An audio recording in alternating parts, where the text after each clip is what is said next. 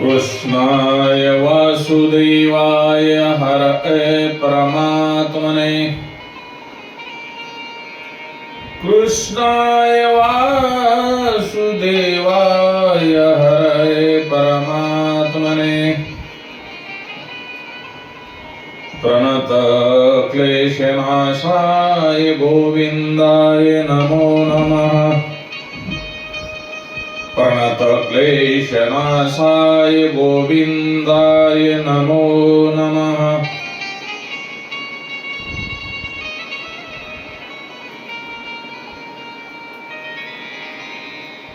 भगवान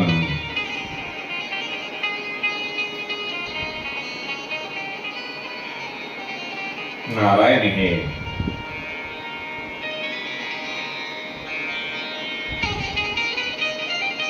श्रीमद भगवद्गीतेच्या 5व्या अध्यायाचे महात्म्य काय आहे याबद्दल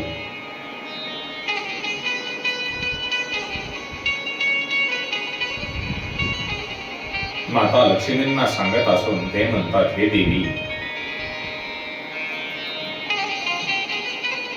आता मी तुला सर्वसामान्य अशा 5व्या अध्यायाचे महात्म्य काय आहे त्याचे वाचन केल्यानंतर त्याचे काय फळ मिळते याबद्दल सांगतो। भगवान म्हणतात, मद्र देशात कुरुपुत्सपूर नावाचे एक नगर होते। त्या नगरामध्ये पिंगल नावाचा एक ब्राह्मण राहत होता। तो वेदपाठी ब्राह्मणांच्या निष्कलंक घराण्यामध्ये जन्माला आला होता, परंतु आपल्या घराण्याला उचित असे वेदशास्त्रांचे अध्ययन सोडून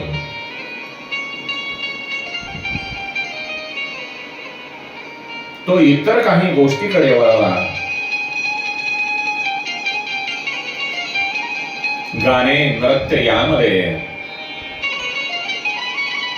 वाद्य वादन शिकून या कलेमध्ये प्रावीण्य मिळवून पिंगलाने मोठी कीर्ती मिळवली। त्यांच्या या कलेमुळे त्याचा राजाच्या दरबारामध्ये प्रवेश झाला। त्याच्या कलेमुळे तो राजाच्या बरोबरीने राहू लागला।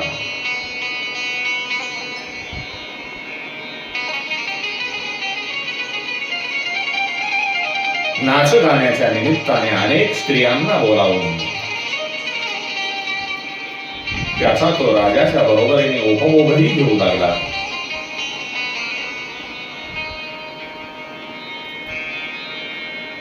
कालांतराने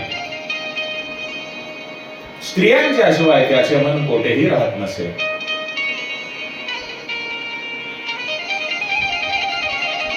कारण माणसाचा अहंकार जागा झाल्यानंतर मनुष्य नेहमी आपली मर्यादा सोडून वागतो, त्याप्रमाणे तो वागू लागला।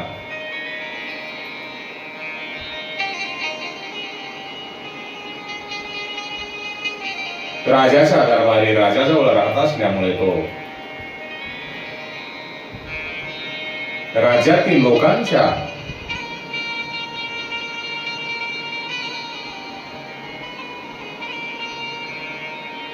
चांगल्या गोष्टी त्याला योग्य वाटत नसल्यामुळे राजाच्या मनामध्ये त्यांच्याविषयी विसंगती निर्माण करायचा।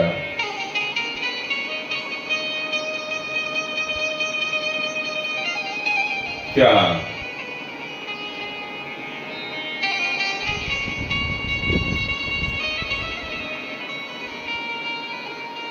पिंगलाचे लग्न झाले आणि त्यांची अरुणा नावाची जी बायको होती ती सर्वसाधारण कुटुंबातील असल्यामुळे तीही कामी पुरुषाबरोबर विहार करण्याच्या इच्छेने नेहमी ती सुद्धा बाहेर फिरत राहिली आणि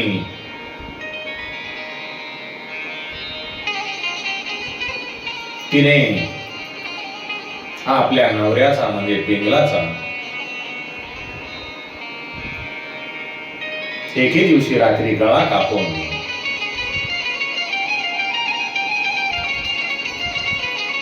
त्याला ठार मारले आणि जमिनीमध्ये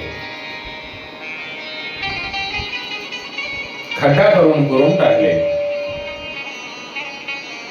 तो पिंगल नावाचा जो व्यक्ती होता, जो गायक वादक होता, तो मेल्यानंतर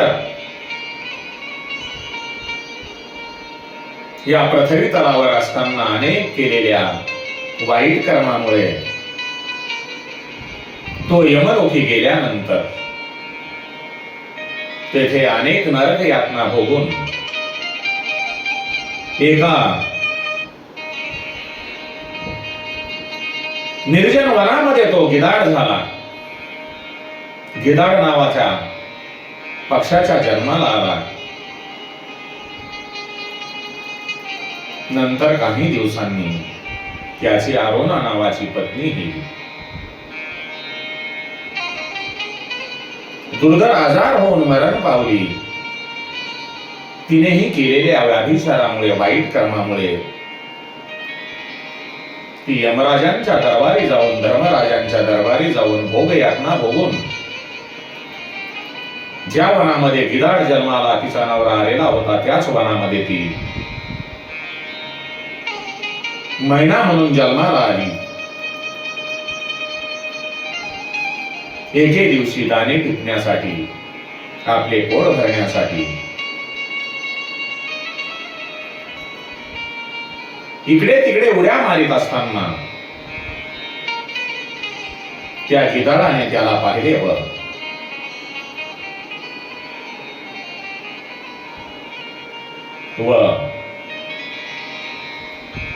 पूर्वजन्मीचे वैर आठवून त्याने तिला आपल्या टोकदार नखाने ओरबाडले. मैना घायाळ होऊन मनुष्याच्या पाण्याने भरलेल्या कवटीमध्ये जाऊन पडली.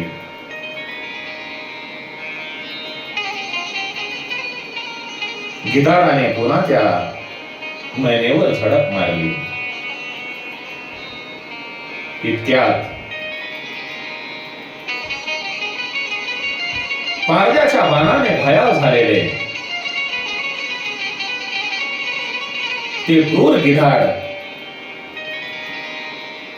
त्याच मनुष्याच्या कवटीतल्या, जी मनुष्याची कवटी आहे त्या कवटीतल्या पाण्यामध्ये पडून मरण पावले.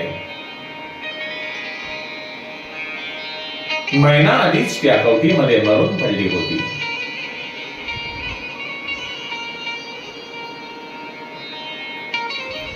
यमदूतांनी त्या दोन्ही जीवांना यमलोकी नेले. तेथे गेल्यावर त्या दोघांनाही पूर्वजन्मीच्या आठवणी होऊन ते दोघे भयभीत झाले.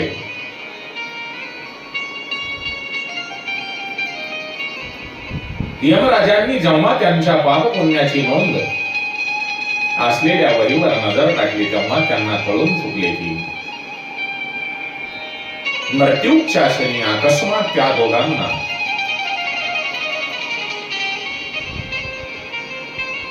खोपडीच्या पाण्यामध्ये स्नान घडल्यामुळे त्या दोघांचेही पाप नाहीसे झाले होते. ते पाहून यमराजांनी त्यांना इच्छित लोकी जाण्याची आज्ञा दिली. ती आज्ञा ऐकून आणि आपले पाप दोघांनाही आठवून मोठे आश्चर्य वाटते. तेव्हा त्यांनी यमराजाच्या चरणावर वंदन करून नमस्कार करून विचारले, हे भगवान,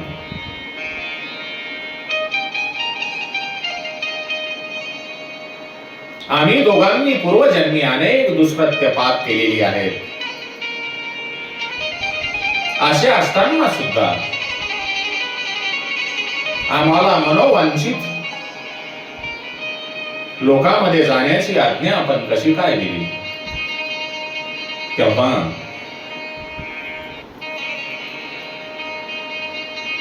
यमराज म्हणतात, धर्मराज म्हणतात,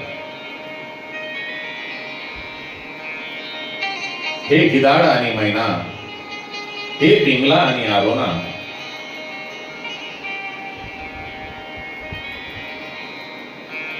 गंगेच्या किनाऱ्यावर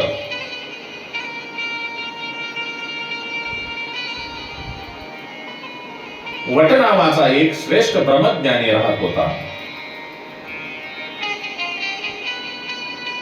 तो एकांतामध्ये राही. त्याचे ठिकाणी अहंकार कसल्याही प्रकारचा नव्हता. तो शांत संयमी आणि कोणाचाही द्वेष मदमत्सर करणारा नव्हता. तो नेहमी श्रीमद भगवद्गीतेच्या 5व्या अध्यायाचे वाचन मनन करी.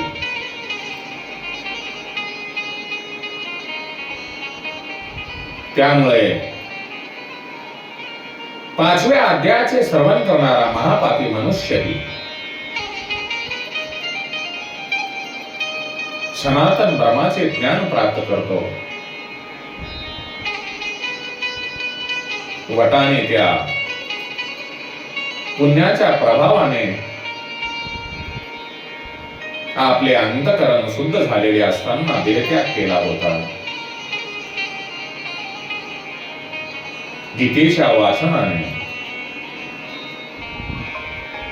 त्याचे शरीर शुद्ध झाले होते, पवित्र झाले होते.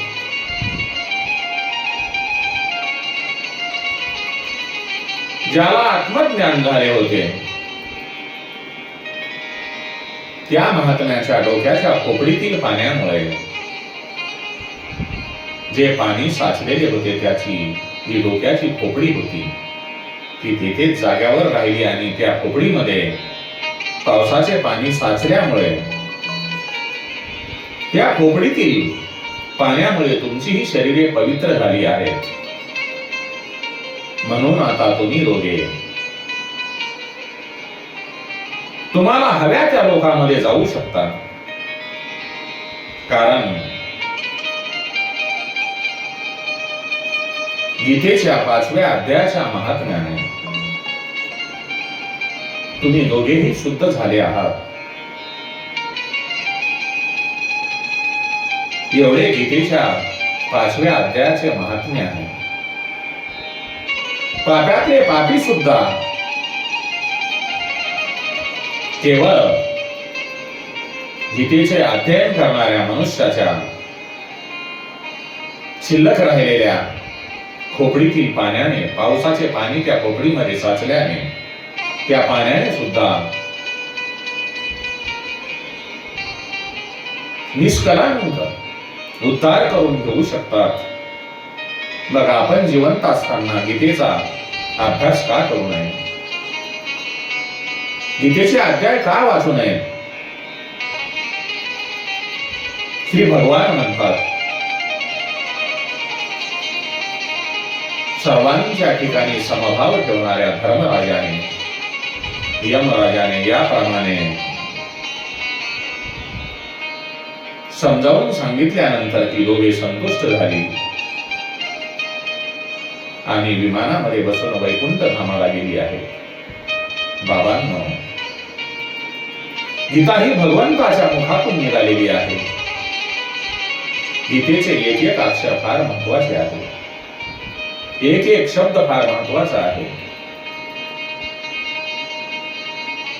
दररोज गीतेचा एक श्लोक नाहीतरी अर्धा श्लोक किंवा पाव श्लोक किंवा गीतेचे एक शब्दाचे तरी उच्चारण करा. कारण आपल्याकडे वेळ फार कमी आहे.